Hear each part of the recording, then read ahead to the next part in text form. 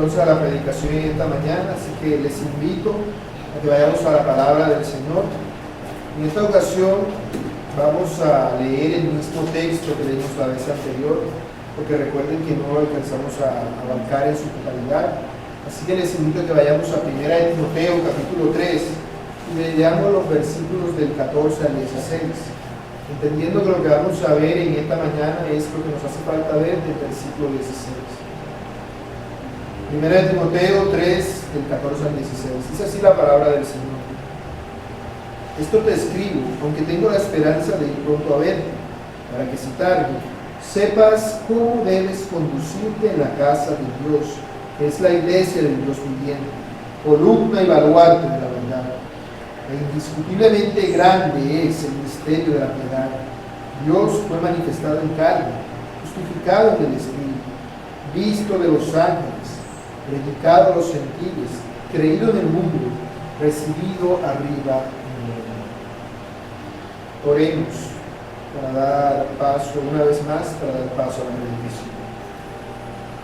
Bendito Dios y Rey del cielo, así como te pedía ahora mismo, Señor, hace un instante que seas tú hablando a tu iglesia, te lo pido una vez más.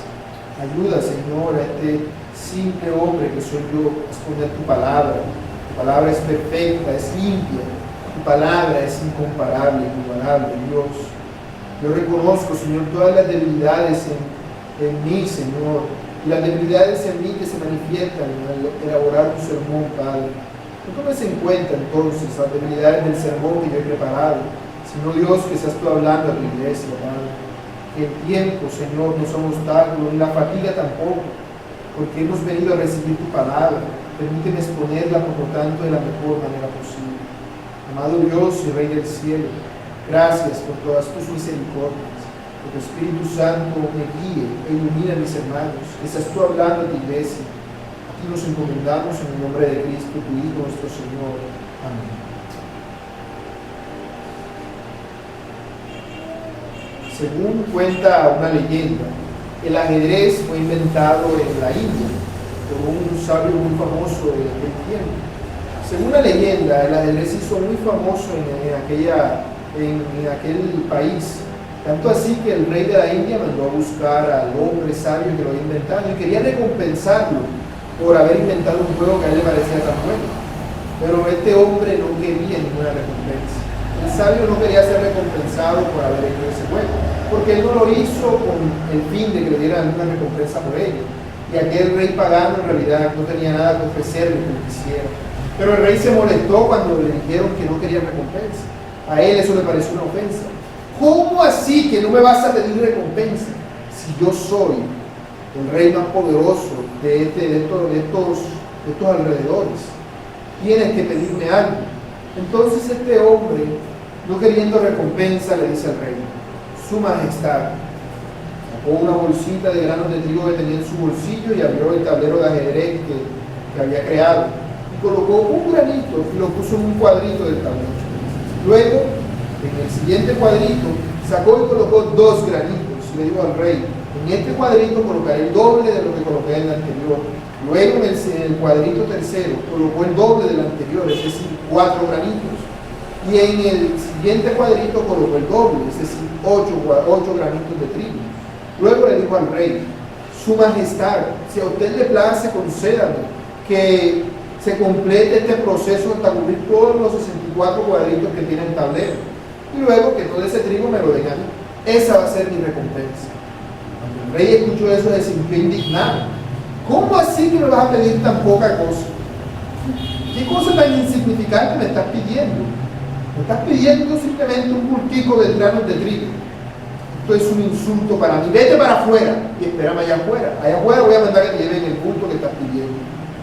Luego de eso el rey se fue a acostar, almorzó y se fue a acostar, y cuando se levantó, se asomó y vio que todavía estaba aquel hombre afuera del palacio. Le mandó a preguntar a sus sabios: ¿por qué todavía está ese hombre ahí? Es que todavía no hemos terminado de contar el trigo, Señor. Entonces, después de esto, el rey vino, se fue de cacería como acostumbraba y regresó hasta avanzada la noche. Y cuando llegó otra vez a su palacio, se encontró con ese hombre todavía allí, parado en la puerta, esperando que le dieran su recompensa. El rey se molestó mucho, pero no le dijo nada a nadie y se fue a dormir. El día siguiente, el rey se levantó tarde, pensando que ya no iba a seguir viéndole la cara al hombre que le había insultado al pedirle tan poca cosa. Pero cuando el rey salió y se asomó por la ventana del palacio, estaba todavía allí el hombre parado, esperando que le dieran la recompensa. Así que mandó a buscar a todos sus sabios, los reunió y les dijo: ¿qué es lo que ha pasado? ¿Por qué todavía no le han dado la recompensa a ese hombre? Entonces uno de los sabios se puso de pie y le dijo: Su Majestad, en todo el reino no hay trigo suficiente para darle a este hombre lo que le está pidiendo. Su Majestad, en todo el mundo no hay trigo suficiente para pedirle a este hombre lo que le está pidiendo a usted. Si usted quiere darle a este hombre el trigo que le está pidiendo, usted, Su Majestad, debería destruir todas las casas y todas las edificaciones que hay en el reino y en el resto de los reinos del mundo y sembrarlo todo con trigo. Y luego debería secar los océanos y derretir los polos y sembrarlo con trigo. Y solo entonces, quizás, podamos alcanzar a darle a este hombre la cantidad de trigo que nos está pidiendo. Este rey pagano no consideraba la grandeza de lo que se le estaba pidiendo. Este hombre, el sabio, no quería recompensa, así que por eso le pidió al rey una recompensa que no podía dar. Le pidió algo que era imposible de conseguir. Pero como el rey no sabía ni de qué le estaban hablando, él dijo: sí, eso cualquiera cosa, porque él menospreciaba la grandeza de lo que estaba viendo, de la petición que se le había hecho. No entendía que hay algo mucho más grande que lo que se puede ver a simple vista. Para César, el sabio de la historia, eran las matemáticas, y para nosotros es Dios y su obra, el infinito.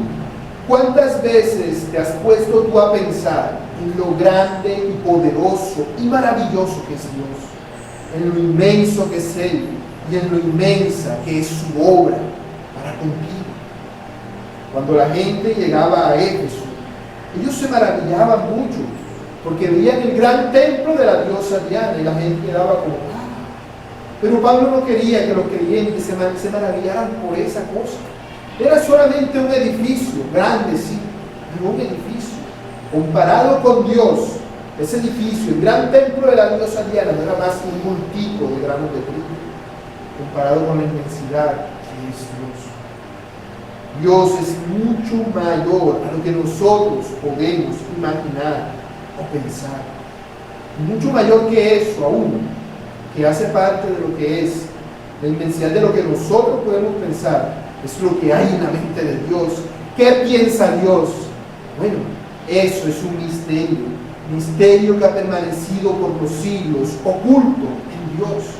Ese es el misterio de la piedad, el glorioso evangelio del Dios bendito. Por eso Pablo culmina este capítulo 3 de Timoteo y la sección que empezó en el 2, hablando acerca de la adoración pública a Dios, con un himno que exalta la grandeza de Dios, porque Pablo quiere llevar a los creyentes de Éfeso que piensen cuán grande, cuán indiscutiblemente grande es el misterio de la piedad.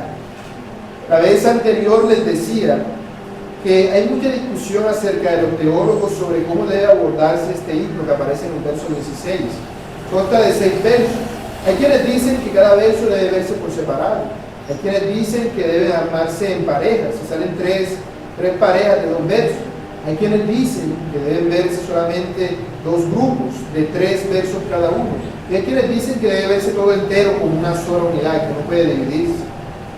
Pero esto es con relación, esta discusión es con relación a la forma en la cual se interpreta el texto, no en relación al texto en sí mismo, porque el misterio ya no es oculto, el misterio ha sido revelado, sino que nuestra mente no alcanza a comprenderlo por completo. Por eso, para tratar de explicarlo de la mejor manera posible, me guié por la disposición, por la forma de abordar lo que propone el comentarista William Hendrickson, que es 2 partes de 3 versos cada una. Estas partes, Hendrickson las habla como 2, una parte en lo celestial y una parte en lo terrenal, Una parte en lo visible y una parte en lo invisible. Esa es la forma en la que hemos estado abordando este versículo. El domingo anterior hablamos sobre la parte visible del misterio de la piedad. Por eso dijimos que Dios fue manifestado en carne. ¿Cómo se manifestó en carne? A través de la persona de Jesucristo. Y fue predicado a los gentiles. Los gentiles no eran el pueblo judío. Y ese mensaje, que los judíos nunca pensaron que debiera predicarse a los gentiles, fue creído en el mundo. Y cuando digo mundo, incluye toda la parte, inclusive nosotros. Por eso estamos hoy aquí reunidos en este día y a esta hora hablando de él. Y hoy vamos a continuar viendo entonces la parte invisible del misterio de la piedad. Cuando hablo de la parte invisible me refiero a aquellas cosas que no fueron dadas a conocer directamente a los hombres. Y para hacer eso hemos visto el todo como un sermón de 2 puntos. Un punto que vimos la vez anterior y vamos a ver el segundo punto, el que tiene que ver con la parte invisible del misterio de la piedad. Por eso este sermón, que es continuación directa del anterior, le puse por nombre el misterio de la piedad, segunda parte. Y como les dije, hoy vamos a ver los 3 versos que no hemos visto del libro, aquellos que tienen que ver con la parte invisible del misterio de la piedad. Esos versos son, les aclaro lo que les dije la vez anterior. En el primer verso dice Dios fue manifestado en carne. Luego en el otro no dice Dios fue, pero se sobreentiende que en cada uno de ellos va implícito Dios fue. Por eso los versos que vamos a ver hoy son los que dicen: Dios fue justificado en el Espíritu, Dios fue visto de los ángeles y Dios fue recibido arriba en gloria. Veamos el primero de los versos. Dios fue justificado en el Espíritu. La vez anterior hablábamos de que Cristo es Dios, Dios que se ha manifestado en carne. Dios Padre amaba a Dios Hijo y por eso preparó una esposa para Dios Hijo, la iglesia. Eso somos nosotros, una esposa que Dios Padre escogió desde la eternidad porque amaba a su Hijo para dárselo. Y su Hijo, que es Cristo, como amaba al Padre, amó a esa iglesia que el Padre le dio y vino a este mundo a limpiar a esa iglesia de todo pecado, pagando el precio necesario para satisfacer el requisito de la justicia de Dios. Pero Dios, que es eterno, inmortal, invisible, se hizo visible entre nosotros para traer la salvación. Por eso vino a este mundo. Pero ¿qué hizo el mundo cuando vino Cristo? No le recibió. Dice Juan 1:11, a los suyos vino y los suyos no le recibieron. Es decir, Cristo vino a este mundo, pero las personas de este mundo no quisieron a Cristo. Pero dice el verso 12 de Juan 1, mas a todos los que le recibieron, a los que creen en su nombre, les dio potestad de ser hechos hijos de Dios. De ahí que nosotros, su iglesia, somos hijos de Dios, porque no todo el mundo es hijo de Dios. Hijos de Dios son aquellos que creemos en su nombre, porque Dios nos ha constituido así, por el poder y por la obra de su amado Hijo. Nosotros somos aquellos a los que Cristo vino a buscar, y por eso, por su gracia, nosotros le recibimos a Él. Ahora bien, ¿por qué el mundo no recibió a Cristo? Porque Cristo no vino a varar el pecado que hay en el mundo. Él no vino a varar el pecado, por el contrario, Él vino a evidenciarlo, para que el mundo se dé cuenta de lo mal que está delante de Dios. Pero los hombres de este mundo, cuando se dieron cuenta que estaban mal delante de Dios, ¿qué hicieron? ¿Se arrepintieron de sus pecados? No. Dice Juan 3:19, y esta es la condenación, que la luz vino al mundo y los hombres amaron más las tinieblas que la luz, porque sus obras eran malas. Por esto el mundo no recibió a Cristo, porque Cristo es la prueba viviente de que el mundo está mal, de que el mundo está bajo la condenación y la ira de Dios a causa de su pecado. Por eso para el mundo Cristo es aborrecido. Ellos no quieren a Cristo, porque ellos saben que sus obras son malas. Y si Cristo viene, ¿qué pasa? Cristo expone lo malo que son esas obras, expone lo perversos que son ellos. Ver a Cristo para las personas de este mundo es decirles: tú no eres acepto delante de Dios. Y eso es algo con que las personas no sean conscientes, les aterra. Por eso les aterra morirse. Por eso da uno temor de morir. Porque al morir nos encontraremos cara a cara con Dios. Las personas que saben que están mal con Dios temen ese encuentro. Temen ese encuentro. Por esa razón, cuando Cristo vino al mundo, el mundo lo juzgó y dijo: este no es el Mesías, este no es el Hijo de Dios, este hombre es un impío, es un criminal. Y veían a Cristo como si Cristo hubiese cometido la peor de las atrocidades, siendo que lo único que Cristo hizo fue hacer la voluntad de Dios.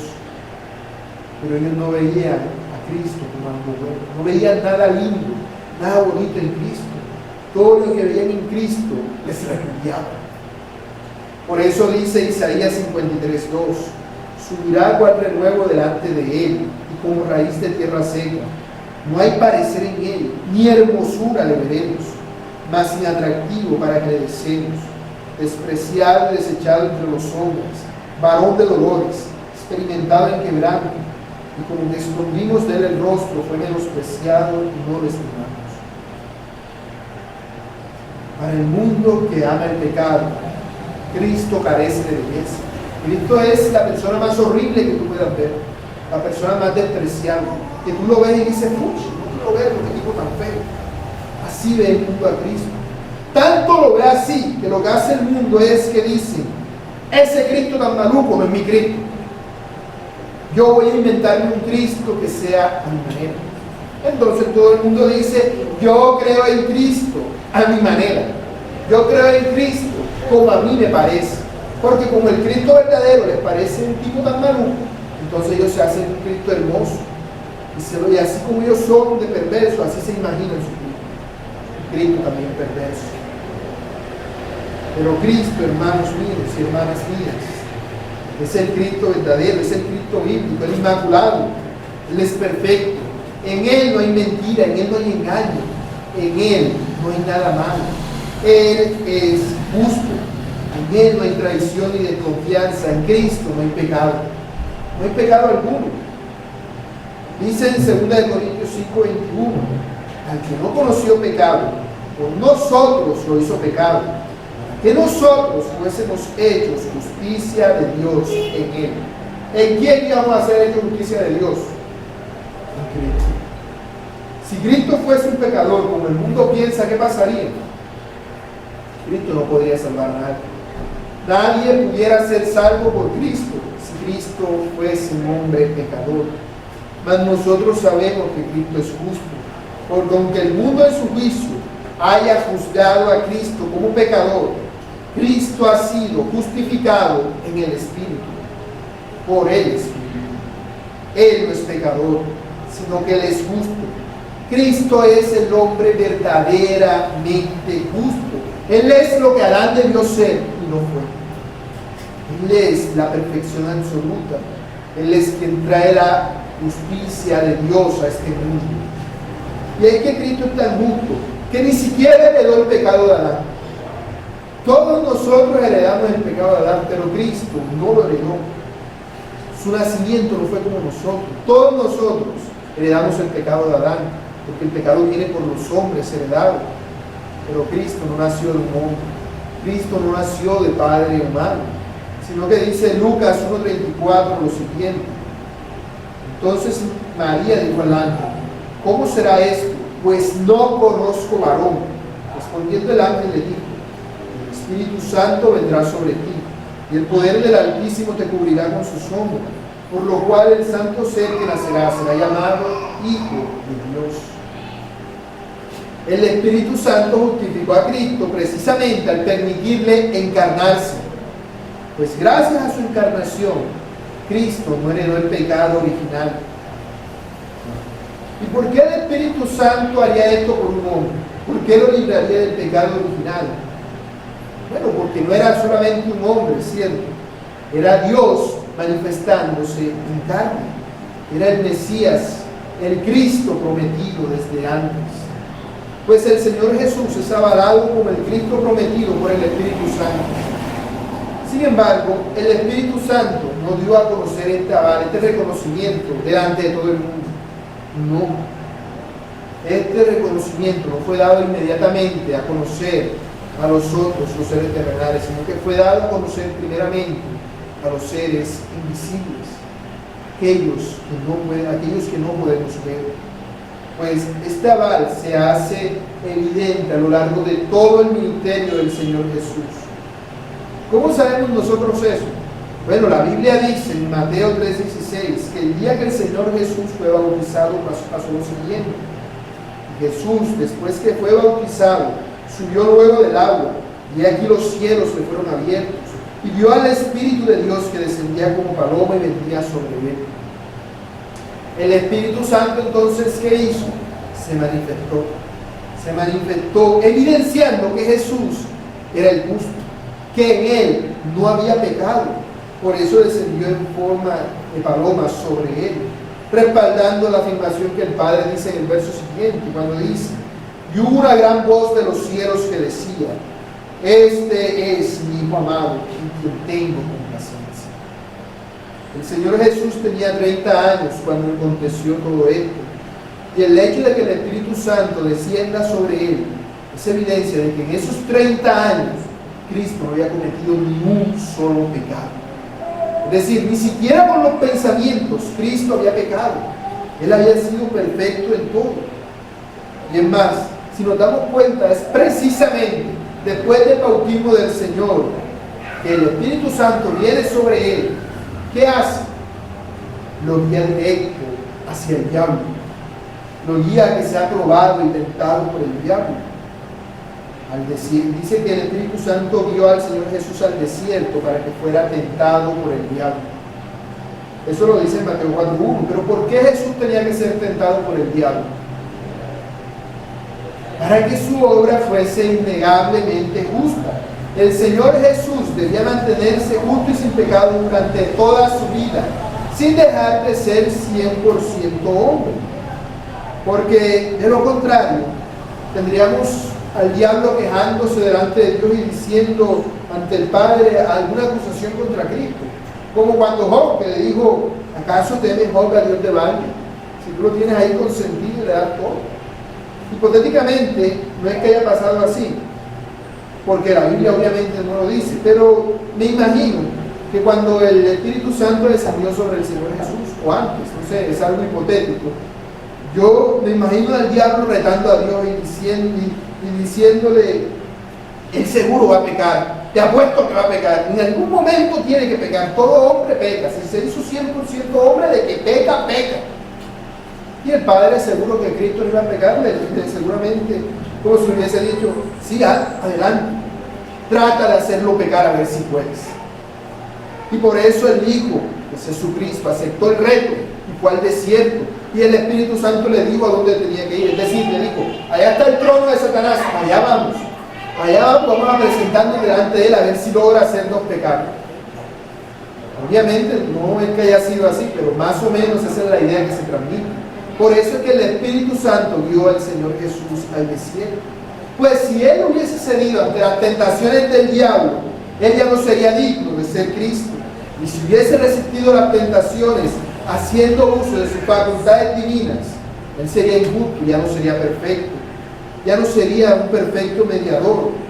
Por lo que el Señor Jesús, para poder demostrar su justicia, ¿qué tenía que hacer? Tenía que enfrentar las tentaciones, como tenemos que hacerlo todos nosotros, es decir, sin hacer trampa, porque siendo Dios él fácilmente podía hacer trampa, sin que fuera trampa, obviamente, pero eso le quitaría la justicia a su obra. Así que él debería hacerlo todo totalmente como un humano. Por eso el diablo tienta al Señor Jesús en lo que tienta a todos los hombres. ¿Con qué nos tienta el diablo? Dice 1 de Juan, capítulo 2, verso 16, que nosotros somos tentados en los deseos de la carne, los deseos de los ojos y la vanagloria de la vida. Con esas cosas nos tienta el diablo. Y de hecho, muchos teólogos dicen que en eso consisten las tres tentaciones que el diablo le coloca al Señor Jesús. Y es que si el Señor hubiese pecado, Él ya no sería sin pecado y no podría ser Dios. Si Él hubiese hecho uso de sus facultades divinas para vencer la tentación, podríamos nosotros considerar que Dios es justo cuando nos deja entrar en tentación. Porque no se diría, porque es que ni siquiera tú aguantaste la tentación, por eso que yo meto, porque ni tú la aguantaste. Pero por eso Cristo se encarnó para demostrar que sí se podía resistir la tentación. Porque si el Señor hubiera convertido la piedra en panes, nosotros diríamos, lo que pasa es que la tentación, el hambre que tenía el Señor era tanta que ya no se aguantó, tuvo que usar sus poderes de Dios, por así decirlo, para convertir la piedra en pan. Pero Él no lo hizo, aunque se estaba muriendo del hambre, aunque la tentación de comer era inmensamente grande, porque eran 40 días en un desierto. Pero Él no hizo uso de sus facultades divinas. Él no cayó en la tentación. Y precisamente gracias a que Cristo demostró que es un hombre justo, es que Él es capaz de soportar la tentación. Por eso es que nosotros podemos saber que no tenemos un sumo sacerdote que no pueda compadecerse de nuestras debilidades, sino uno que fue tentado en todo según nuestra semejanza, pero sin pecado, como dice el libro de Hebreos. El Espíritu Santo guió al Señor Jesús al desierto, donde ningún hombre lo viera, pero que allí estaban presentes todos los entes invisibles, observando que el Señor Jesús iba a pasar la prueba, que Él es digno, porque el Señor Jesús, que no heredó el pecado de Adán, se encontraba en la misma condición, humanamente hablando, en la que estaba Adán. Adán no recibió un pecado, Adán tenía, por así decirlo, un tipo de libre albedrío. Bueno, Cristo en ese entonces también, y por eso Cristo tenía la posibilidad de pecar como la tenía Adán, pero demostró que no lo hizo. Demostró que es justo. Se puso en igualdad de condiciones que Adán al nacer sin pecado. Pero fue más aún que Adán. Porque Adán pecó teniendo todas las condiciones necesarias para no pecar. Y Cristo no pecó, aunque humanamente hablando pareciera que todo lo llevara a que pecara. O sea, el mismo diablo se le apareció y trató de hacerlo pecar y no pudo. Por eso Cristo es verdaderamente justo. Él es verdaderamente justo. Y como Cristo es verdaderamente justo, es justo que Cristo venga y le arrebata al diablo a todos aquellos que el diablo se ha robado del reino de Dios. Es decir, a los que son escogidos y van a ser su iglesia. En Lucas se nos narra un suceso muy peculiar, y es que el Señor Jesús, cuando llegó a su natal Nazaret, Él fue a una sinagoga y allí leyó la palabra de Dios. Leyó este texto leyó el texto del profeta Isaías que hablaba acerca de Él. Dijo el Señor Jesús en Lucas 4:16: vino a Nazaret, donde se había criado, y en el día de reposo entró en la sinagoga, conforme a su costumbre, y se levantó a leer. Y se le dio el libro del profeta Isaías. Y habiendo abierto el libro, halló un lugar donde estaba escrito: el Espíritu del Señor está sobre mí, por cuanto me ha ungido para dar buenas nuevas a los pobres. Me ha enviado a sanar a los quebrantados de corazón, a pregonar libertad a los cautivos y vista a los ciegos, a poner en libertad a los oprimidos, a predicar el año agradable del Señor. Por eso es que el Espíritu Santo lo indicó, lo justificó.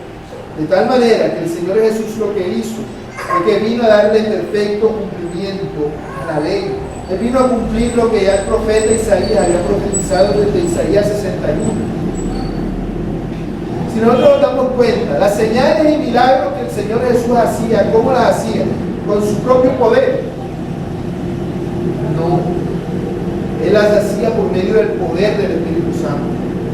Era el poder del Espíritu Santo respaldando, es decir, el Espíritu Santo dando testimonio de que Él era Cristo, de que Él era el Mesías, y por eso respaldaba su obra, y por eso hacía señales, milagros, sanaba enfermos y echaba fuera demonios.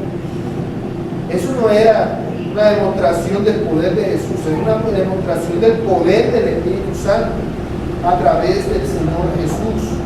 Por eso cuando los fariseos acusaron al Señor de que él echaba fuera a los demonios por el poder de Beelzebú, el Señor Jesús les dijo: pero si yo, por el Espíritu de Dios, o sea, no por mí, por el Espíritu de Dios echo fuera a los demonios, ciertamente ha llegado a vosotros el reino de Dios.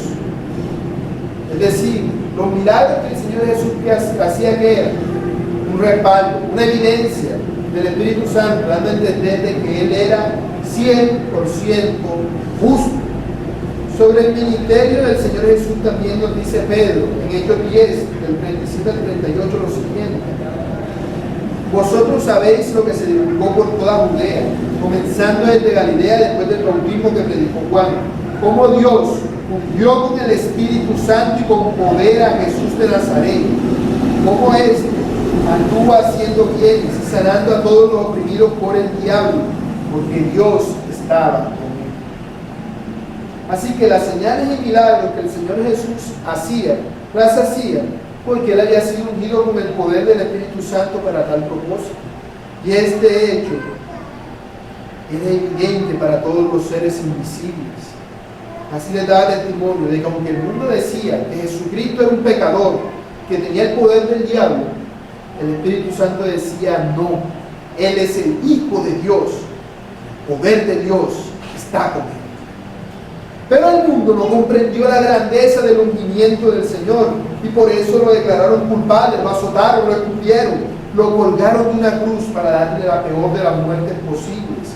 Y por eso Él murió entre los injustos.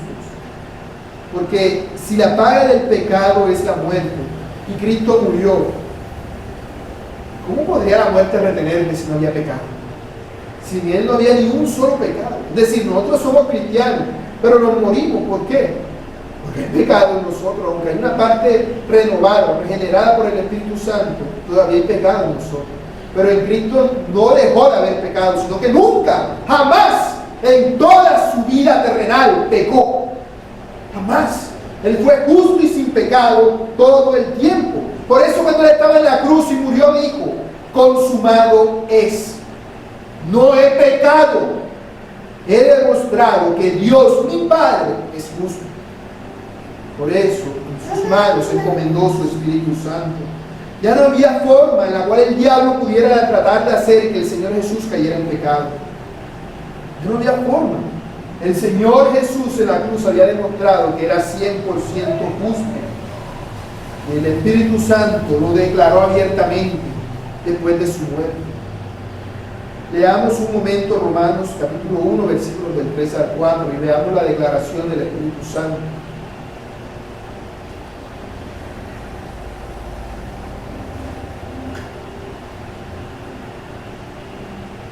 Dice Romanos capítulo 1, verso 3, acerca de su Hijo, nuestro Señor Jesucristo, que era del linaje de David según la carne, que fue declarado Hijo de Dios con poder, según el Espíritu de santidad.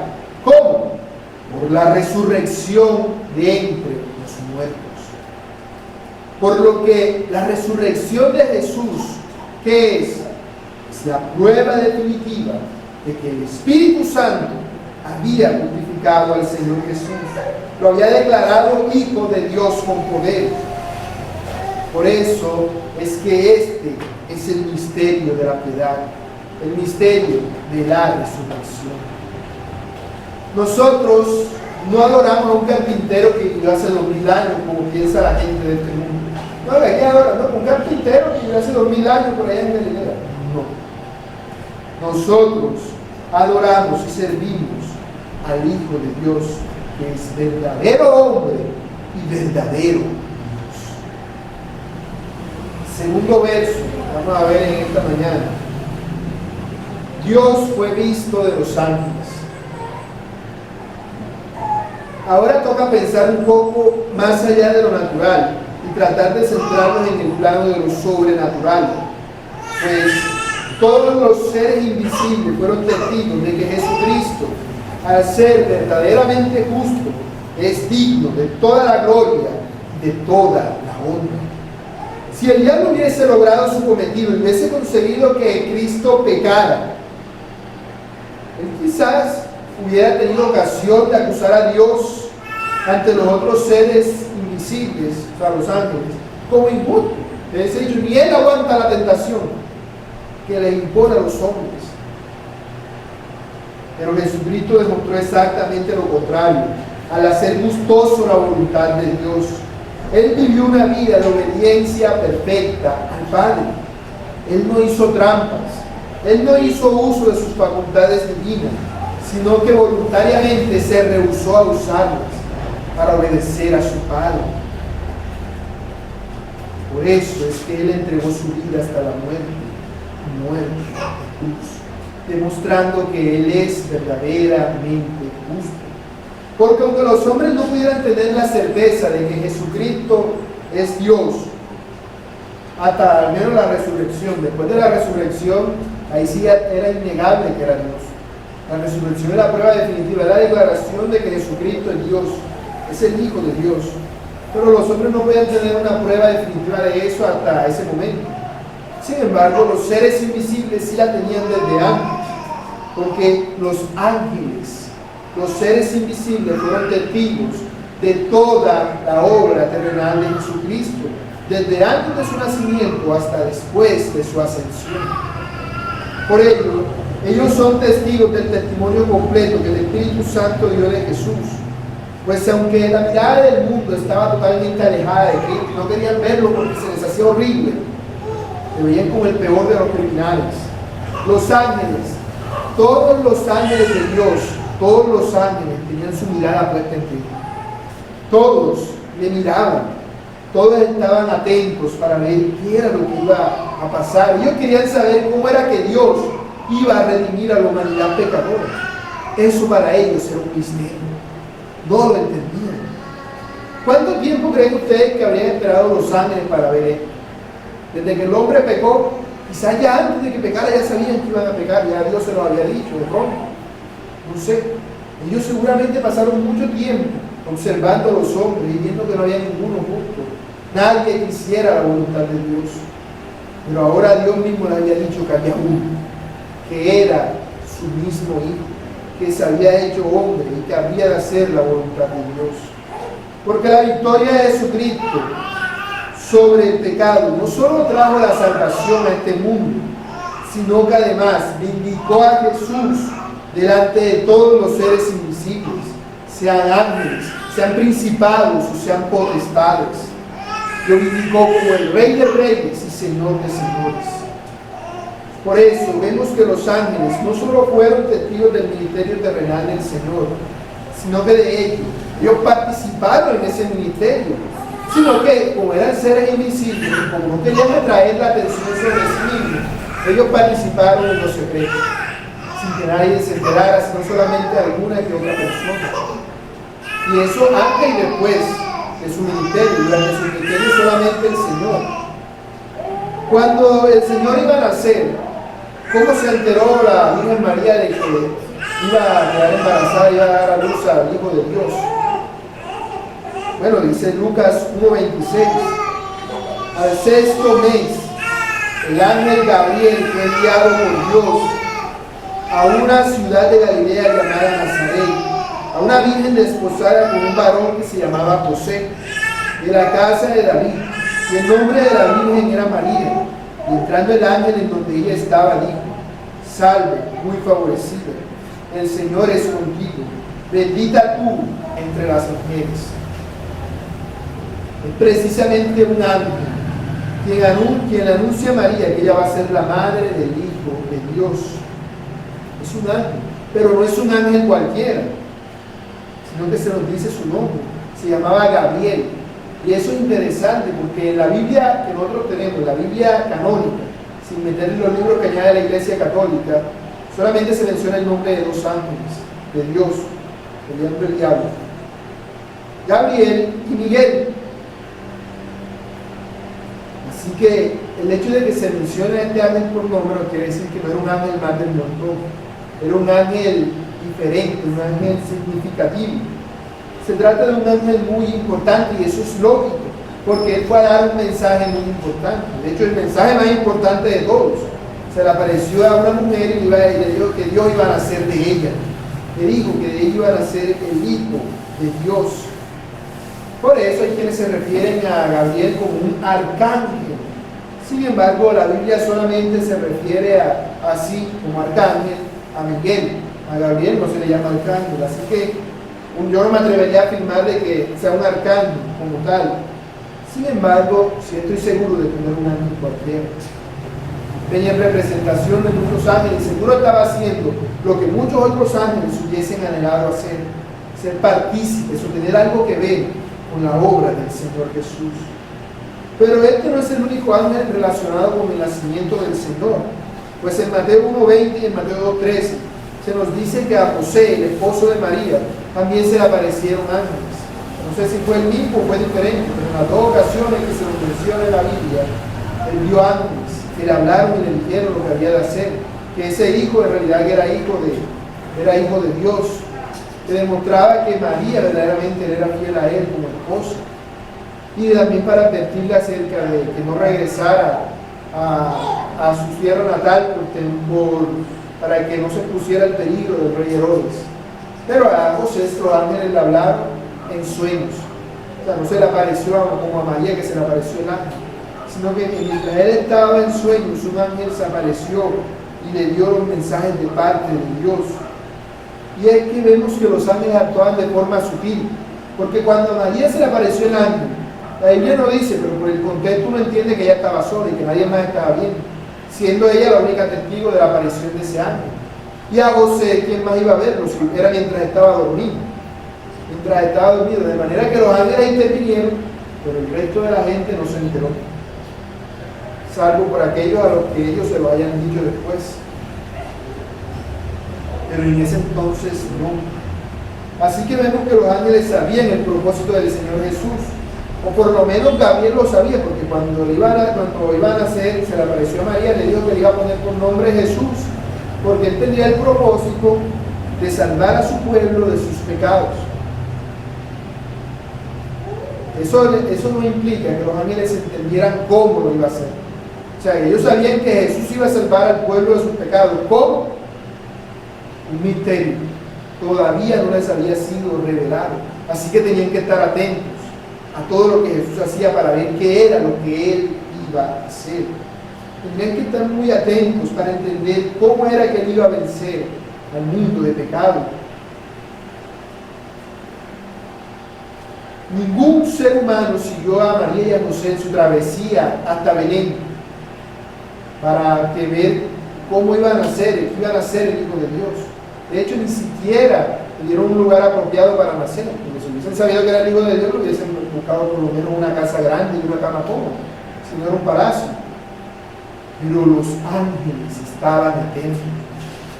Es como si tuvieran las palomas, ángeles llenando el cielo por todas partes, atentos a María y a José mientras iban en su camino rumbo a Belén, viendo, esperando a ver el momento en el que naciera el Hijo de Dios. Eso lo sabemos porque en Lucas 2:8 al 14 nos dice que había pastores en la misma región que velaban y guardaban las vigilias de la noche sobre su rebaño. Y aquí se les presentó un ángel del Señor, y la gloria del Señor los rodeó de resplandor, y tuvieron gran temor. Pero el ángel les dijo: no temáis, porque aquí os doy nuevas de gran gozo, que será para todo el pueblo, que os ha nacido hoy en la ciudad de David un Salvador, que es Cristo el Señor.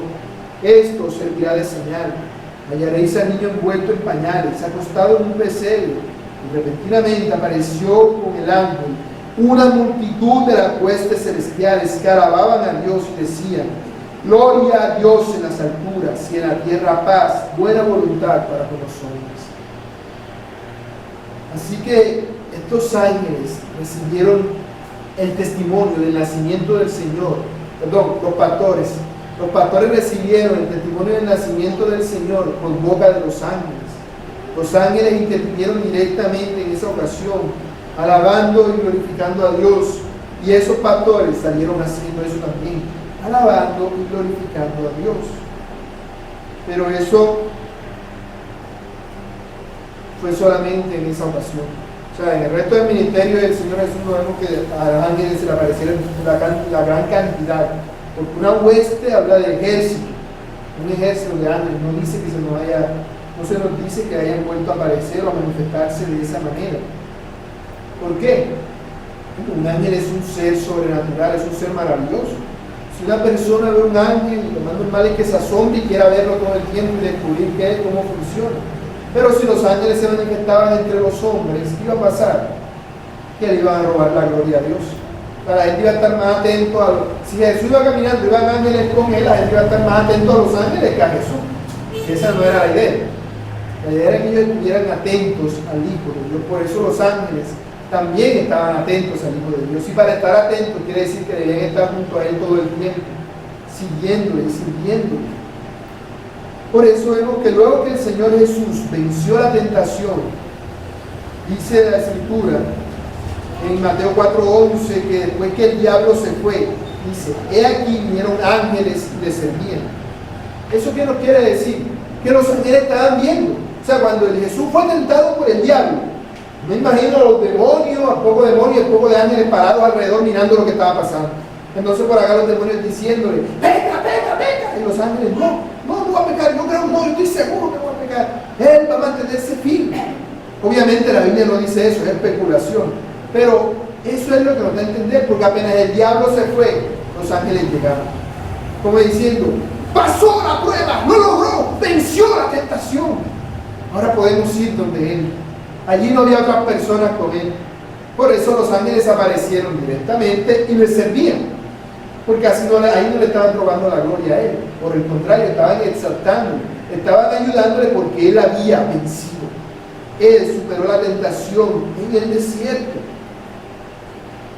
Y seguramente los ángeles no solamente estuvieron allí cuando el Señor fue tentado en el desierto, sino a lo largo de todo su ministerio. Todo el tiempo lo estaban acompañando y no le quitaban los ojos. Le tenían los ojos puestos encima, porque ellos querían ver cómo Él redimiría a la humanidad. Y no solamente los ángeles de Dios, sino también los ángeles del diablo, porque el diablo y sus ángeles, el diablo nos van diciendo, si él quería hacer pecar a Jesús, tenía que tener ángeles a su alrededor pendientes, tratando de buscarle alguna debilidad para tratar de hacer que Jesús pecara. Porque si todavía estaba vivo, si todavía no había muerto en la cruz, había oportunidad de tratar de hacer que pecara. Así que no cesaron de buscar la manera de tratar de hacer que Jesús pecara. O sea, después del desierto no es que el diablo dejó quieto a Jesús.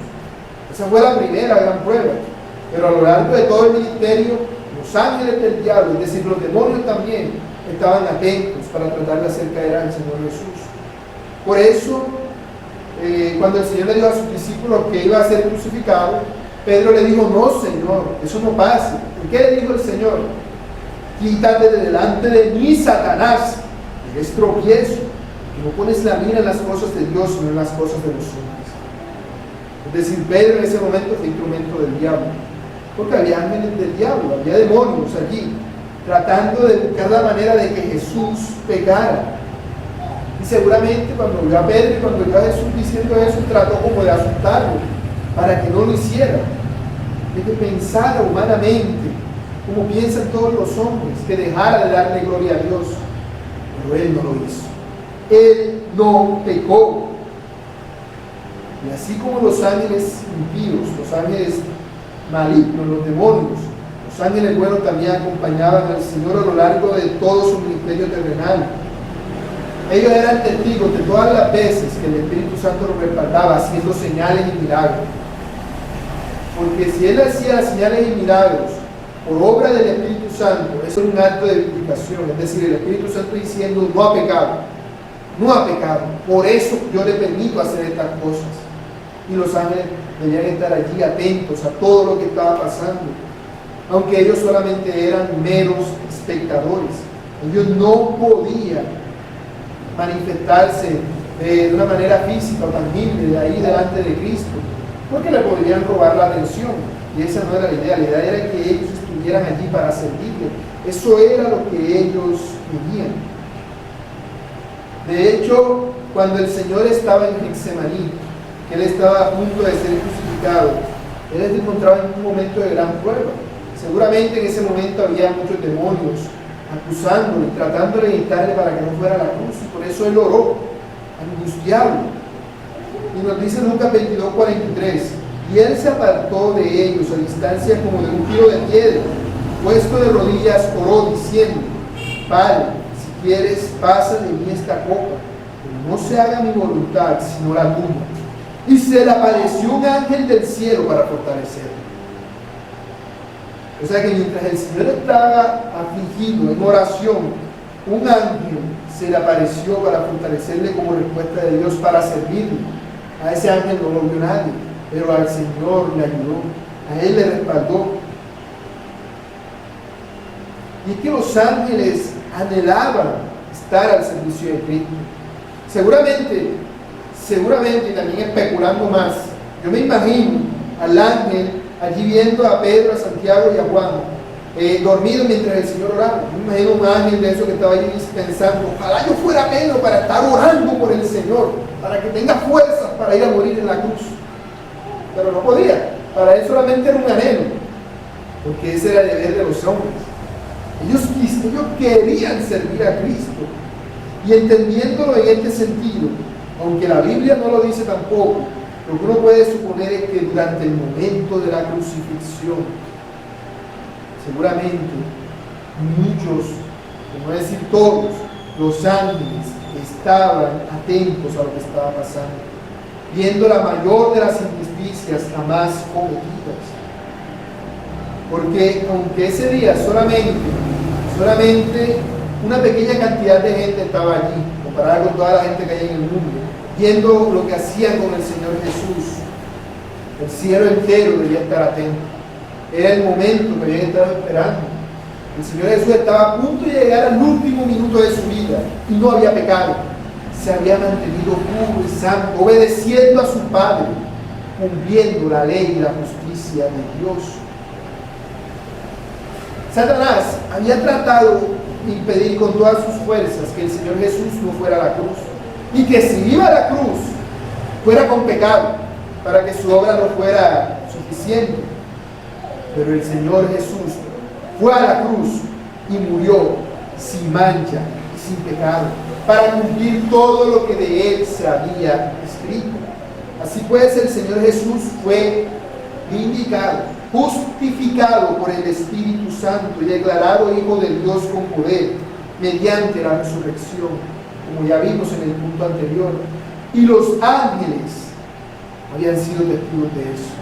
Y ahora que él ya había resucitado, ellos ya podían manifestarse abiertamente. Ya no era necesario que se ocultaran, porque la máxima gloria y la máxima honra había sido dada a Jesucristo. Por eso dice en Mateo 28, versos del 1 al 7. Si invito a que me acompañen allí. Mateo 28, del 1 al 7.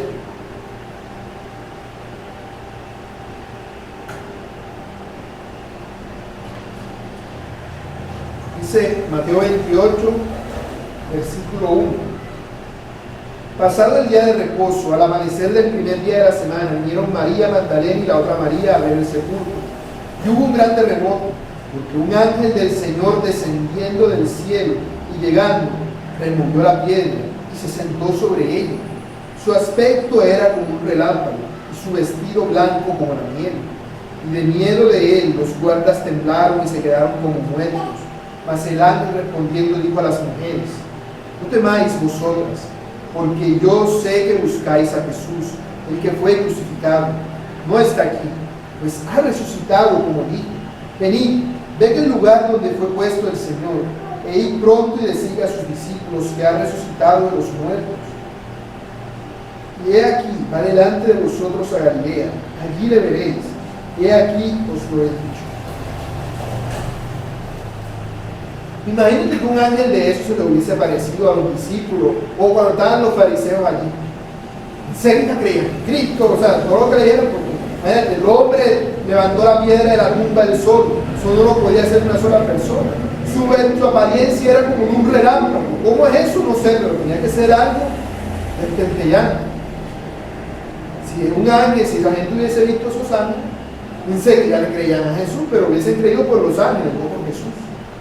Ese no era el propósito. Pero ahora que Él ya ha resucitado y que se ha cumplido todo lo que ha dicho, ¿qué ha pasado? que los ángeles se manifiestan ante los siervos del Señor. Y se le aparece aquí a estas discípulas del Señor Jesús. Se les muestra y les da testimonio aún de lo que el Señor había dicho. Están demostrando entonces que ellos han visto. Porque Él dice, yo sé que buscáis, ¿por qué lo sabéis? Dios lo mandó. Ellos vieron a Jesús resucitar. Porque Jesús estaba ahí en la tumba. Y sin abrir la piedra de la tumba, Él resucitó. Y se fue sin abrir la piedra. La piedra la abrió el ángel después, cuando las mujeres vinieron a ver y no encontraron al Señor. Eso tuvo que ser algo increíble.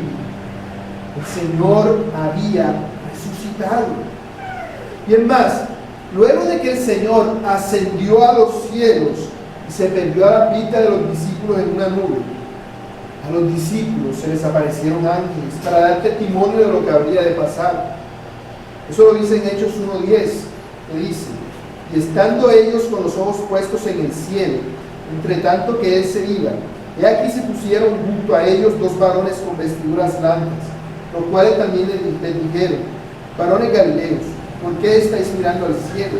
Este mismo Jesús que ha sido tomado de vosotros al cielo, así vendrá como lo habéis visto ir al cielo. Ahora, Cristo, ¿dónde está ahora? Arriba, en gloria. Cristo está en medio de su iglesia también. Y los ángeles anhelan servir a Cristo. Pero como la iglesia es el cuerpo de Cristo, ¿qué pasa con los ángeles? Los ángeles anhelan servir a la iglesia. Los ángeles anhelan servir a la iglesia porque la iglesia es el cuerpo de Cristo. Cristo está presente en este mundo, es a través de su iglesia. Nosotros somos los que representamos a Cristo en el mundo. Y por eso los ángeles anhelan servirnos, como dice en Hebreos 1:14. Así que quiero aclarar que si bien Jesucristo fue visto por los ángeles, nosotros sabemos eso porque la Biblia lo dice. La revelación especial de Dios que la Biblia no lo dice. Pero para todos aquellos que carecen de esa revelación especial de Dios, ¿qué es esto? Un misterio. Es un misterio y para nosotros es de exaltación. Es el misterio de la piedad, el cual a nosotros ha sido revelado por su palabra, pero que ni aun los ángeles, que conocen muchas más cosas, lo comprenden, como nosotros podemos llegar a saberlo, porque ellos no tienen al Espíritu Santo viviendo en ellos para que se los ilumine y se los dé a entender como nos lo da a entender a nosotros. Tal cual dice en 1 de Pedro 1:12, a estos, a los profetas, hablando allí de Pedro, se les reveló no para sí mismos, sino para nosotros. Administraban las cosas que ahora os son anunciadas, por las que os han predicado el Evangelio por el Espíritu Santo enviado del cielo. Cosas en las cuales anhelan mirar los ángeles. Por eso, para beneficio nuestro, fueron vistas estas cosas por los ángeles, para que ahora el Espíritu Santo que vive en nosotros pueda hacernos comprender estas verdades, y así nosotros podamos ir a predicar el Evangelio a los gentiles, que son todas esas personas que no saben nada acerca de Dios. Verso número 3. Dios fue recibido arriba en gloria. Cronológicamente hablando, este verso debería ser el cuarto, porque el Señor Jesús primero fue recibido en gloria y después fue predicado a los gentiles y creído en el mundo. Sin embargo, podemos notar que se encuentra al final del libro. Y esto se debe a que todos estos versos que hemos estado estudiando, que hablan acerca del misterio de la piedad, no están en orden cronológico, sino que están organizados de forma tal que van de menos a más, que van de menos a más. Es decir, Jesucristo se humilla encarnándose y al final termina siendo exaltado. El que fue visto por los ángeles fue predicado a los gentiles. El que fue justificado por el Espíritu fue creído en el mundo. Ese es Jesucristo. Jesucristo se humilló al manifestarse en carne, pues Él se hizo hombre y habitó entre nosotros. Pero nosotros, los seres humanos, no le reconocimos como Dios, sino que le humillamos y le tuvimos un poco.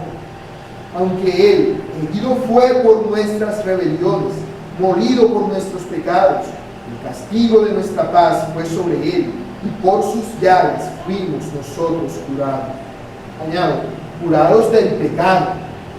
Todos nosotros nos descarriamos como ovejas, cada cual se apartó por su camino, mas Jehová cargó en él el pecado de todos nosotros. Jesucristo nos amó porque amó a su Padre, el cual nos escogió a nosotros, a su iglesia, para alabanza y gloria de su nombre. Por eso Jesucristo voluntariamente murió en nuestro lugar, recibiendo el castigo que nosotros merecíamos. El justo murió por los injustos. Como dice en Filipenses 2:6, el cual siendo en forma de Dios no estimó el ser igual a Dios como cosa que aferrarse, sino que se despojó a sí mismo tomando forma de siervo, hecho semejante a los hombres y estando en condición de hombre se humilló a sí mismo, haciéndose obediente hasta la muerte y muerte de cruz. Por eso, porque él fue muerte, fue obediente hasta la muerte y muerte de cruz, es que él fue justificado por el Espíritu Santo ante sus acusadores, y fue demostrada su inocencia con la resurrección que lo declaró como hijo de Dios con poder. Y de esa inocencia de Jesucristo son testigos los ángeles, porque él fue visto por los ángeles. Así que ellos pueden testificar que él no merecía la muerte. La muerte fue introducida en este mundo a causa del pecado de Adán. Como ya les había dicho antes, Adán prefirió pecar, aunque todas las condiciones a su alrededor eran para que no lo hiciera. Él tenía allí el árbol de la vida, pero de ese fruto no comió. Comió del fruto del árbol prohibido. Y por eso es que en Adán todos nosotros morimos. Pero con Cristo no fue así. Adán desobedeció a Dios, pero Cristo no lo hizo. Porque como ya les dije, tenía razones, humanamente hablando, obviamente en Dios no, pero humanamente hablando, viéndolo desde la perspectiva humana, tenía razones para no hacerlo, por todo lo que estaba sufriendo. Pero aún así, no desobedeció a Dios en nada. Por eso su muerte en la cruz no fue una derrota, sino que fue la mayor de las victorias. Porque una vez él murió sin cometer ningún tipo de pecado, el diablo ya no podía tentarlo más. Por eso en la cruz Cristo tuvo la victoria sobre las tinieblas, como dice en Colosenses 2:15, despojando a los principados y a las potestades, los exhibió públicamente, triunfando sobre ellos en la cruz. Por lo que Cristo Jesús es digno de toda la gloria y de toda la honra, porque él hizo lo que nadie podía haber hecho, saldar una deuda de dimensiones infinitas, una deuda entre los hombres y Dios, lo cual para el diablo seguramente parecería imposible. Digo, eso no lo hace nadie. Dios lo hizo posible. Por eso Jesucristo es temido por los demonios y adorado por los ángeles y servido por nosotros, su iglesia. Morir colgado en un madero es la peor de las muertes que se podía recibir, porque al que moría de esa forma se le consideraba maldito por Dios. Como dice en Deuteronomio 21:22, si alguno hubiera cometido algún crimen digno de muerte y lo hicierais morir y lo colgarais en un madero, no dejaréis que su cuerpo pase la noche sobre el madero, sin falta lo enterrarás el mismo día. Que maldito por Dios es el colgado, y no contaminarás tu tierra que Jehová tu Dios te da por heredad. Y Jesucristo, ¿cómo murió? Dice Gálatas 3:13, colgado en un madero. Jesucristo recibió la muerte que es digna de los que son dignos de muerte, siendo que él es inocente de todas las cosas posibles. El inocente recibió el castigo, el peor de todos los castigos posibles. Por eso la muerte no pudo contenerlo, porque aunque murió con la muerte de los que son dignos de muerte, él no es digno de muerte, pues en él, en la persona de Jesucristo, no se halló ni un solo pecado. Por eso él es inocente, él es digno de vida, no solo para tenerla, sino también para volverla a tomar, y también para darla a todos aquellos por los que él murió. Y por eso a él es dada la victoria, porque hizo lo que ningún ser humano había podido hacer desde la creación del mundo: vivir una vida de entera obediencia a Dios, siendo así la imagen perfecta de Dios. Pero no solo eso, sino que además llevó sobre sí el pecado de todo su pueblo. Pero no solo eso, porque su pueblo no eran solamente un puñado de judíos y ya, sino que eran personas de todos los países, de todas partes del mundo y de todas las épocas, pasadas y futuras. Y si esto fuera poco, con la victoria de Jesucristo sobre la muerte, se proclama el decreto del Padre que aparece en el Salmo 2. Mi hijo eres tú, yo te engendré hoy. Porque en el día de la resurrección se dio a conocer a todo lo que existe, tanto visible como invisible. Jesucristo es el Hijo de Dios. Por lo cual Dios también le exaltó hasta lo sumo y le dio un nombre que es sobre todo nombre. Para que en el nombre de Jesús se doble toda rodilla de los que están en los cielos y en la tierra y debajo de la tierra, y toda lengua confiese que Jesucristo es el Señor, para gloria de Dios Padre. Eso es lo que acaba diciendo el texto de Filipenses, que decía que murió hasta la muerte y muerte de cruz. Acaba con su exaltación por sobre todo, porque Jesucristo fue recibido arriba en gloria, porque Él es digno de toda la gloria y de toda la honra, y por eso fue sentado a la derecha de Dios. Como dice Marcos 16:19, y el Señor, después que les habló, fue recibido arriba en el cielo y se sentó a la diestra de Dios. Ser recibido arriba en gloria se refiere a ser recibido con toda la gloria que le corresponde, porque Él es digno, porque Él fue el que pagó el precio. Fue la mayor fiesta que pudo darse dado en el cielo, por así decirlo, en el momento en el que Cristo llegó allá. Fue la coronación del Rey, fue el mayor de todos los logros posibles. Estar sentado a la derecha de Dios significa que tiene toda la autoridad de Dios, como José, que era el segundo en Egipto después del faraón, sino que José simplemente era el virrey de un país ahí, aquí, sencillito en este planeta, y estaba a la derecha de un rey pagano, el faraón, que no era nadie delante de Dios. Pero Jesucristo es rey de todo lo que existe y está sentado a la derecha de la mayor persona que hay, Dios mismo, su Padre. Por eso a Él se le ha dado toda la gloria y toda la honra, porque solamente el Padre está por encima de Él. Y es que Jesucristo siempre ha sido Dios, pero ahora, por medio de su obra, su coronación ha quedado legítimamente demostrada, a tal punto que ya nadie puede negar ni decir absolutamente nada en contra de Él. Y como prueba de ello, Dios, que es Espíritu, ahora tiene un cuerpo glorificado que le permite seguir siendo visible entre los invisibles, que le permite estar en un solo lugar a la vez que está en todos los lugares a la vez, porque Él es digno. Ahora es Dios en carne y hueso. Ahora bien, la asunción y posterior entronamiento de Cristo no deja dudas de que no hay otro en quien podamos ser salvos.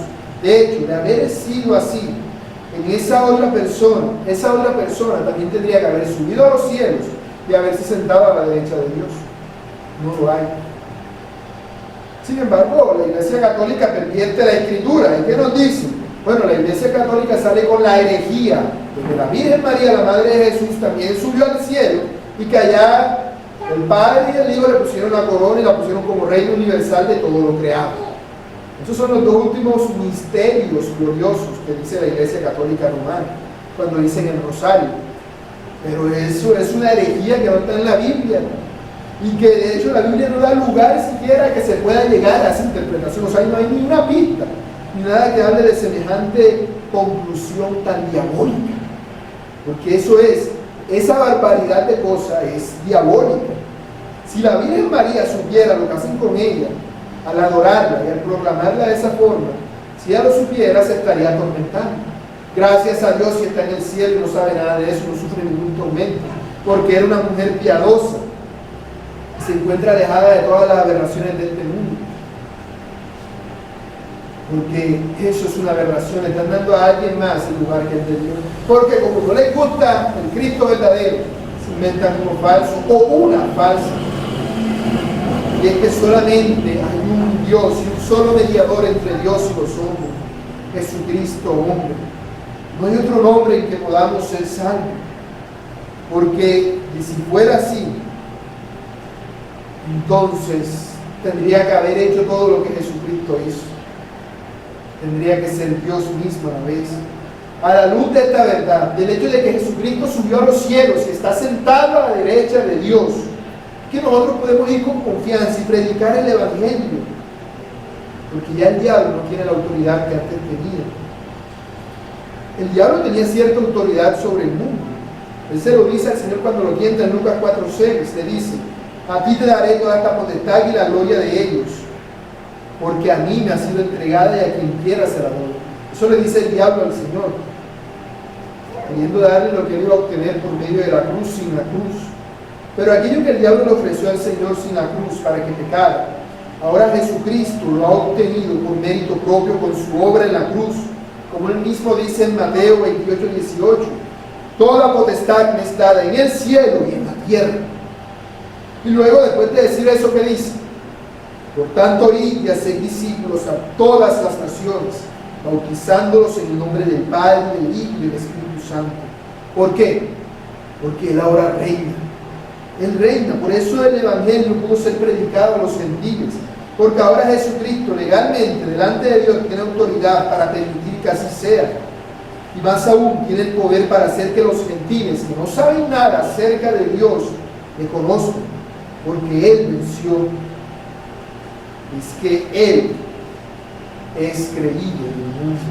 De allí que el Evangelio sea poder de Dios para salvación, como dice en Romanos 1:16. Porque no me avergüenzo del Evangelio, porque es poder de Dios de salvación a todo aquel que cree, al judío primeramente y también al griego. Y en que nosotros éramos esclavos del pecado, siervos del diablo.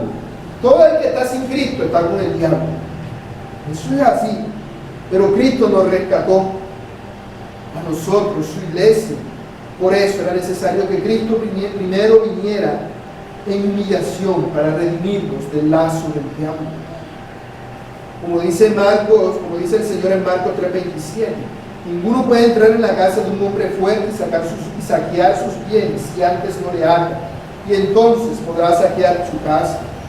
El hombre fuerte del que él habla allí es el diablo, y nosotros, sus escogidos, somos esos bienes que el diablo se había robado y que Cristo viene a recuperar.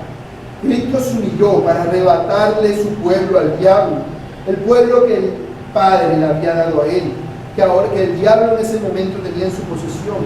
Por eso puede hacer esto de una manera justa sin que Cristo sea un ladrón que saque una casa.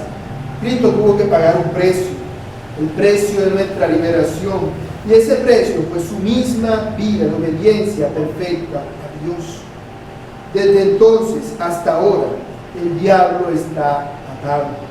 Por eso nosotros podemos seguir anunciando el Evangelio por el mundo entero, y el diablo no nos lo puede impedir, porque ya estamos en el milenio. Cristo ya es legítimamente rey y tiene autoridad legal sobre todo lo creado, por lo que solo está esperando el momento preciso, desde el momento que el Padre ha determinado para desmenuzar con vara de hierro a las naciones que viven en su contra, porque Él es rey. Él ha venido a libertar a su iglesia. Una vez que toda su iglesia esté libre del yugo del pecado, una vez que se complete el número de sus escogidos, Él, Jesucristo, derramará su vida sobre toda la tierra, porque será Jesucristo. Esto aparece narrado en detalle en Apocalipsis 19. Todo el capítulo entero habla sobre eso. Sin embargo, voy a leer solamente los versos del 11 al 16, aunque le pido que vayamos allá, Apocalipsis 19:11, pero le recomiendo que en su casa lean todo el capítulo de Apocalipsis 19, para ver cómo Cristo vence a todos sus enemigos de todas las naciones del mundo. Dice Apocalipsis 19:11: entonces vi el cielo abierto, y he aquí un caballo blanco, y el que lo montaba se llamaba Fiel y Verdadero, y con justicia juzga y pelea. Sus ojos eran como llama de fuego, y había en su cabeza muchas diademas, y tenía un nombre escrito que ninguno conocía sino él mismo. Estaba vestido de ropa teñida en sangre, y su nombre es el Verbo de Dios. Los ejércitos celestiales vestidos de lino finísimo, blanco y limpio, le seguían en caballos blancos. De su boca sale una espada aguda, para herir con ella a las naciones, y ella se regirá con vara de hierro. Y él pisa el lagar del vino, del furor de la ira del Dios Todopoderoso. Y en su vestidura y en su muslo tiene escrito este nombre: Rey de Reyes y Señor de Señores. Les recomiendo que lean todo el capítulo completo para que vean cómo el Señor derrama su ira sobre este mundo impío y pecador. Y es que, hermanos, ya no hay más fases en el plan de redención de Dios. Ya lo que viene ahora es la segunda venida de Cristo. Por eso, desde que Cristo venció y fue recibido arriba en gloria, nosotros estamos en los últimos días. Estos son los últimos días y lo han sido desde que Cristo fue recibido arriba en gloria. Todos los enemigos de la iglesia de Dios viviente son también enemigos de Dios y por ende son enemigos de Cristo. Y por eso reciben su ira. Como también dice en el Salmo 7:12, que Cristo ya ha armado su arco y lo ha preparado para poner fin al impío, porque Él está irado con el impío todos los días de su vida. No pensemos en Jesucristo como un mendigo que anda parado frente a una puerta tocando diciendo: ábrame, ábrame. No pensemos así en Jesucristo. Esa es una forma diabólica de pensar en Jesucristo, de hecho. La forma correcta en la que debemos ver a Jesucristo es la del Rey victorioso, que ha vencido al reino enemigo y ahora llega y se para ante el pueblo y les dice: únanse a mí o perezcan. Eso es lo que nosotros hacemos cuando evangelizamos. Por eso somos pacificadores. Un pacificador no anda diciendo cosas de paz. Pacificador quiere decir: únanse o mueren. Por eso Cristo les dice: arrepentidos y convertidos, porque el reino de los cielos ha llegado. Únanse a mí ahora que todavía tienen tiempo, porque van rumbo a la muerte. Me están declarando la guerra y me están haciendo la guerra todos los días de su vida. Por eso yo he preparado ya su castigo. El rey de este mundo, Satanás, ya fue vencido en la cruz y por eso este mundo está perdido. El verdadero y legítimo rey es Cristo. Él ha vencido y ahora reina. Y todo verdadero cristiano sufre persecución porque es un ciudadano de un reino que es totalmente diferente al reino en el cual él se encuentra. Nosotros somos los que nos hemos unido a Jesucristo para no perecer. Y eso automáticamente nos convierte en traidores para el mundo. Pero el asunto es que el mundo es un reino que originalmente estaba bajo la autoridad de Jesucristo. Porque todas las cosas por Él fueron hechas, dice Juan. De tal forma que los que no se unen a Jesucristo son los traidores. Por eso es inevitable que un verdadero cristiano sufra persecución. Somos ciudadanos de un reino al que este mundo le ha declarado la guerra. Y ahora han visto al Rey de nuestro reino, a Jesucristo, sentado a la derecha de Dios, reinando. Por eso el mundo nos aborrece y nos persigue, porque aborrece a nuestro Señor, a quien nosotros representamos. Pero nosotros podemos tener confianza, porque a Jesucristo no se le negó la entrada al cielo, sino que se le recibió arriba en gloria. Una gran fiesta, por así decirlo, cuando Él llegó. Por eso es que nosotros debemos alegrarnos y regocijarnos cuando el mundo nos trate como lo trató a Él. Como dice nuestro Rey Jesús: bienaventurados sois cuando por mi causa os vituperen y os persigan, y digan toda clase de mal contra vosotros mintiendo. Gozados y alegrados, porque vuestro galardón es grande en los cielos. Por eso nuestro mayor anhelo debe ser estar junto a Él para siempre, libres de este cuerpo de pecado. Por eso nuestra oración constantemente debe ser: ven, Señor Jesús, ven pronto. Como dice en Apocalipsis 22:17, el Espíritu y la esposa dicen: ven, y el que oye diga: ven. Porque nuestro mayor anhelo debe ser que nosotros vayamos a Él, o que Él venga por nosotros. Él ahora reina en gloria celestial, y nosotros vamos a Él, si es que Él no viene primero por nosotros. Por eso, si en realidad nosotros queremos que Él venga pronto, ¿qué deberíamos hacer? Deberíamos hacer hasta lo imposible para que se complete el número de sus escogidos. Y eso se hace predicando el Evangelio.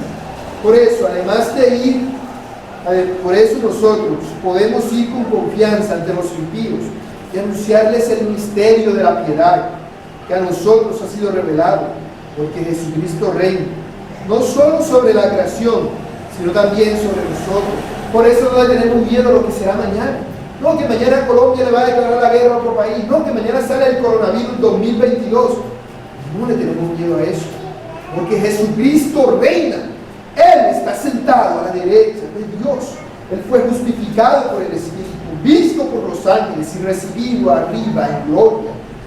Todas estas verdades no las vio ningún ser visible, pero a Jesucristo le plació revelárnoslas a nosotros a través de su santa palabra. Porque en su palabra se encuentra aquello que ojo no vio, ni oído oyó, ni han subido el corazón de hombre. Esto es el misterio de la piedad, que es otra forma de referirnos al glorioso evangelio de Dios. Este indiscutiblemente grande misterio de la piedad es la perfecta verdad que la Iglesia debe mantener en alto, como columna y baluarte de la verdad que es. Es esto, el misterio de la piedad. Jesucristo nuestro Señor y Salvador reina. Jesucristo es Dios que se hizo hombre, vivió una vida que cumplió con toda la ley de Dios y voluntariamente murió para salvar a su pueblo. Pero no solo murió, sino que también resucitó, venció a la muerte y ahora está sentado reinando a la derecha de Dios Padre. Y de ahí ha de venir a juzgar a los vivos y a los muertos. Aplicaciones. Hermanas, no te maravilles por las cosas que pasan en el mundo, por los grandes avances de la ciencia, por los famosos, por los músicos, por los cantantes, por el arte, por las grandes construcciones o por cualquier otra obra que el ser humano haya hecho. Más bien maravíllate por la obra que Dios ha hecho en ti. Eso es lo que debe maravillarte. ¿Cuántas veces reflexionas tú acerca de esto? ¿Cuántas veces meditas tú sobre el misterio de la piedad? Y es que si tú volvieras atrás en el tiempo y te evangelizaras a ti misma,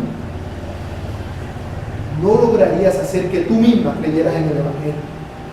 No lo lograrías, porque el poder del Evangelio no reside en ti. Ni tú, ni nadie, ni siquiera el diablo podría producir la imagen de Cristo en ti. Pero lo que es imposible para todo lo visible e invisible es posible para Dios. Si tú creíste el Evangelio, no fue porque te predicaran con palabras muy bonitas o elocuentes o sofisticadas. No, sino porque Jesucristo reina, y como Él reina, Él abre tu corazón para que creas en el Evangelio del Dios bendito. Por eso es que tú eres creyente, por Jesucristo y por su obra en ti. Y nosotros como iglesia que somos, debemos esforzarnos día a día por exaltar la verdad del Evangelio. Y cuando digo que debemos esforzarnos en la verdad, no lo digo solamente ahora. No solamente cuando estamos motivados y alegres.